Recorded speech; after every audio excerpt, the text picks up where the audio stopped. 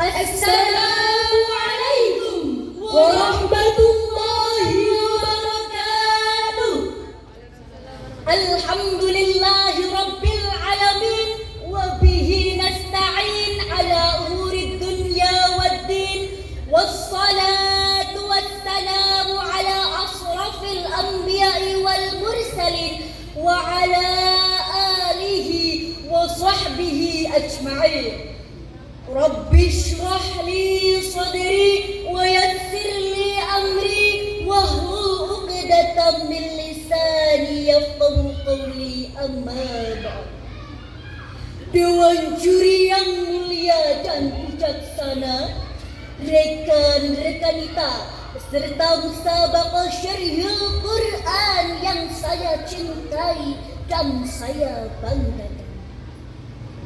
Hadirin rahimakumullah, kehidupan yang serba digital ini kian membebaskan manusia untuk hidup di jagat maya. Sebagaimana kehidupan semestinya, bermacam masyarakat tumpah ruah di dalamnya. Ada masyarakat yang pandai membuat konten edukasi, ada yang berniat mencari informasi, ada yang sibuk memposting kegiatannya sana sini, ada juga yang lihai beropini dan bergaya menjadi ahli. Yang menjadi persoalan saat ini ialah tak jarang masyarakat yang lebih percaya terhadap opini yang disampaikan oleh micro selebriti yang mereka ikuti daripada pendapat ahli, hanya karena opini mereka lebih sesuai dengan keinginan pribadi. Hal inilah yang mengharuskan kita untuk mengkaji ulang bagaimana Al-Quran menuntun kita menghadapi era digitalisasi.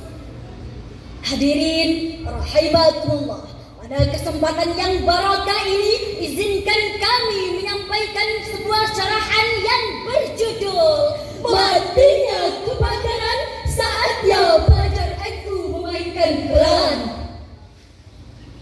Sebelum menerangkan lebih jauh tentang hal ini, mari bersama-sama kita dengarkan lantunan ayat suci Al-Quran dalam surat Al-Baqarah ayat 269 yang berbunyi, A'udzu billahi minasyaitonir rajim.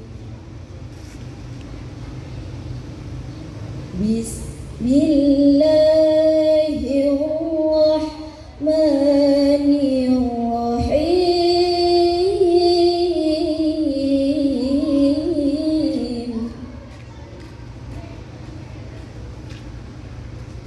Yu'til hikmata man yasha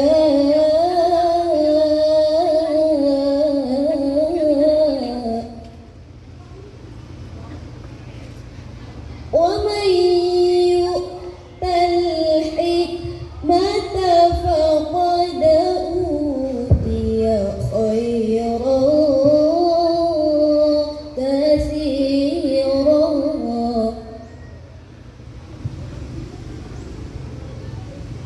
wa ma yadhakkaru illa ulul albab.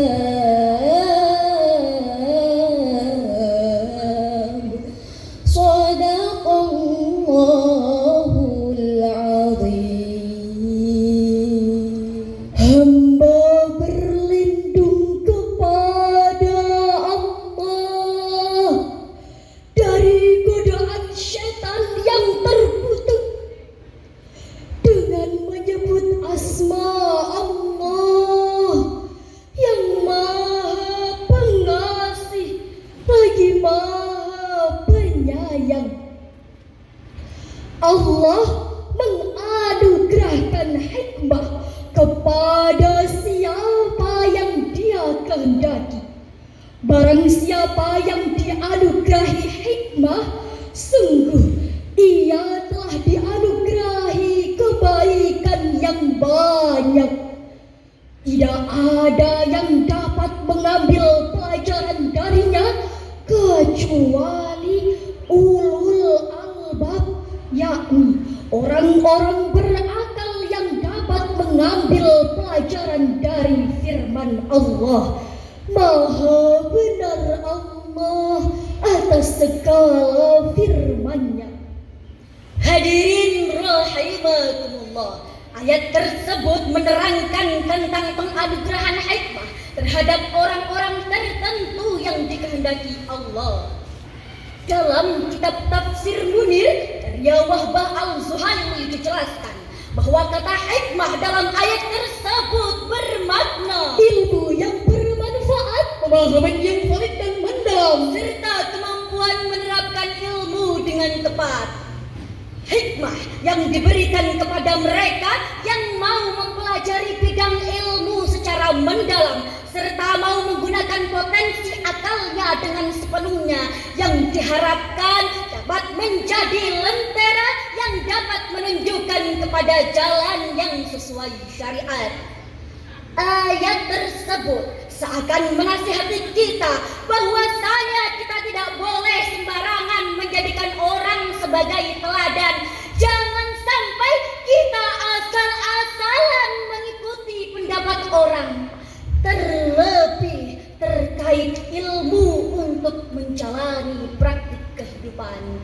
Jangan, karena ilmu bagaikan hikmah yang tidak sembarang orang mampu mendapatkannya. Hadirin rahimakumullah, salah satu fakta yang tidak mungkin dapat kita pungkiri saat ini ialah bahwasanya kita hidup di era digitalisasi. Kemajuan teknologi berdampak pada meluasnya informasi, baik hanya berupa opini pribadi ataupun berupa esai yang menyertakan referensi. Ironisnya, kebebasan menyampaikan opini pribadi ini sangat berbahaya bagi kita penikmat sosial media. Seringkali opini mereka lebih dianut oleh masyarakat, bahkan sampai menelantarkan pendapat para pakar yang ahli dalam bidangnya. Inilah fenomena matinya kepacaran yang saat ini harus kita luruskan.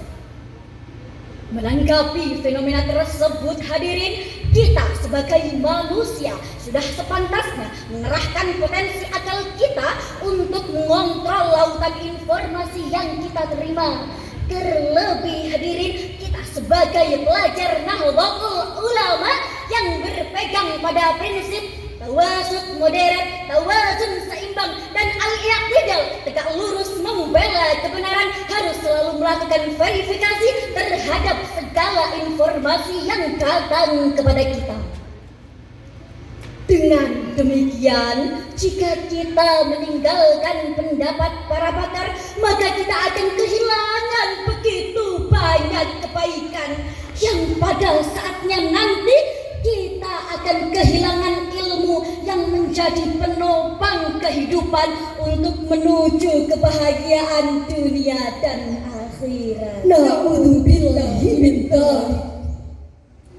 Hadirin rahimakumullah, kesimpulan dari syarahan ini ialah bahwasanya kita harus tetap mengikuti pendapat para pakar yang telah diberikan hikmah. Hal ini bukan berarti kita membatasi orang yang tidak memiliki kemampuan dalam bidangnya, yang tidak ahli dalam bidangnya, untuk tidak menuturkan opininya. Bukan, hanya saja kita sebagai pelajar Nahdlatul Ulama sudah sepantasnya menjunjung tinggi prinsip moderasi, keseimbangan, dan tegak lurus membela kebenaran. Itu saja yang dapat kami sampaikan. Maka itu, kita sebagai peran Nahdlatul Ulama harus selalu melakukan verifikasi terhadap segala informasi yang masuk kepada kita. Sekian yang dapat kami sampaikan, kurang lebihnya mohon maaf. Wallahul muwaffiq ila aqwamit thoriq.